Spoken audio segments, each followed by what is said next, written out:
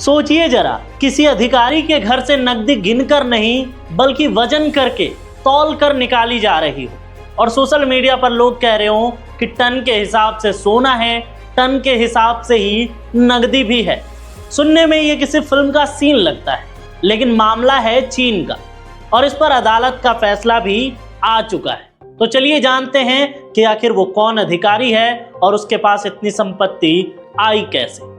चीन के हाइनान प्रांत की राजधानी हाइकोउ के एक पूर्व महापौर और वरिष्ठ पार्टी अधिकारी को भ्रष्टाचार के एक बड़े मामले में मौत की सजा सुनाई गई। यह मामला पूरी दुनिया में इसलिए चर्चा का विषय बन गया क्योंकि इससे जुड़ी कुछ तस्वीरें और वीडियो सोशल मीडिया पर तेजी से वायरल हो गए। इन वायरल तस्वीरों में सोने की ईंटों जैसे ढेर और नोटों की बड़ी बड़ी गड्डियां दिखाई दे रही हैं। इन्हें देखकर लोग हैरान हैं, नाराज भी हैं और लोगों को यकीन नहीं हो पा रहा है कि किसी एक अधिकारी के पास इतनी संपत्ति कैसे हो सकती है।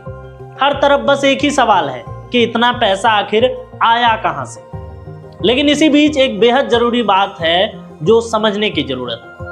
वो ये है कि सोशल मीडिया पर जो सटीक आंकड़े घूम रहे हैं उनकी आधिकारिक पुष्टि नहीं हुई है।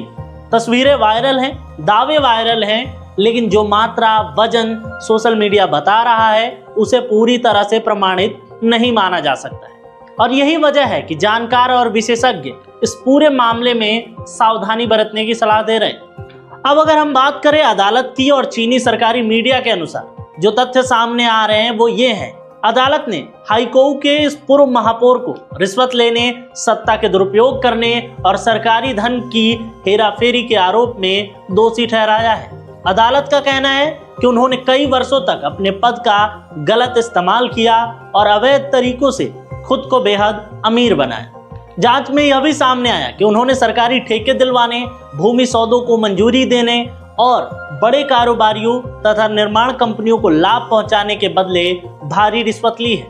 और यह पूरा भ्रष्टाचार वर्ष 2009 से लेकर 2019 के बीच हुआ और यह वही दौर था जब चीन में बड़े पैमाने पर निर्माण और भूमि परियोजनाएं चल रही थी और उन्हीं का फायदा उठाकर यह अवैध कमाई की गई।